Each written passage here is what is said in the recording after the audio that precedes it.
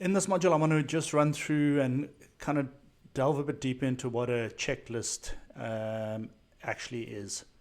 So you will remember in the previous video, in the quick summary of how to create a transaction, part of that was choosing your checklist. So your checklist, we created a lease transaction, was sitting here, and when the transaction is opened, your lease transaction checklist is there.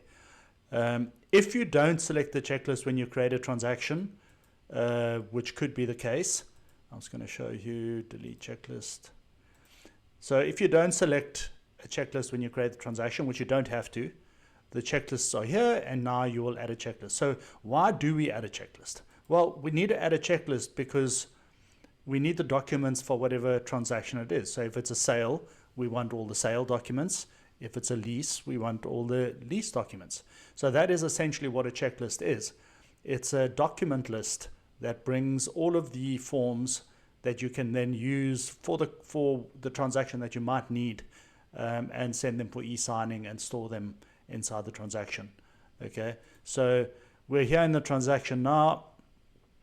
On the list, the checklist. So here we say, okay, we're going to add our checklist. This is a lease. So click lease, click add.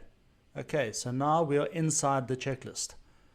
So this checklist now contains all of the documents that you might need to when you're doing a lease agreement. If you're the listing agent, it's got the Red Rock lease listing agreements. If you are the representing the tenant, it's got the previewing agreement, which is the first thing you need, and then the contract offer to lease, which is probably the second thing you need. So all of the documents that you might need for a lease transaction will sit here. Okay, so now let's say we are doing a sale transaction. So I'm going to add this checklist to this contract, to this deal, and you see, okay, now I'm in the for sale, the sale checklist.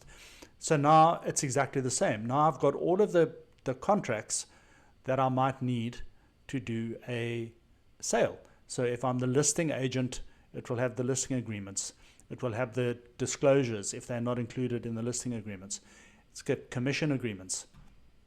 If you're representing the buyer, it's got the previewing agreement, the deed of sale, the addendum to contract, the lead paint disclosures, all of the things that you might need to conclude this transaction will be here, and in a very easy way to find. And then let's say, as an example, I'm representing the buyer. The first thing I need is a previewing agreement.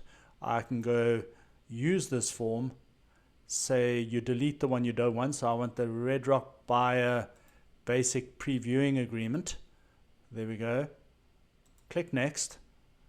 Okay, the buyer is already in there. We're going to say I'm the agent. We go next. And you can see it's brought up the form that we need for our viewing agreement, which we can fill in, send for e-sign right from here. So that's why we have these checklists. The checklists have all of the documents that you need for either a lease or for a sale. So hopefully that makes sense to you guys. We will run through each contract in separate videos for each contract on how to fill them in, and the pitfalls you might find, the little sneaky little bits that you may miss. But I hope you all understand what a checklist is now. It is basically a list that contains all of the contracts you need for either a lease or for a sale. All right, see you on the next one. Bye.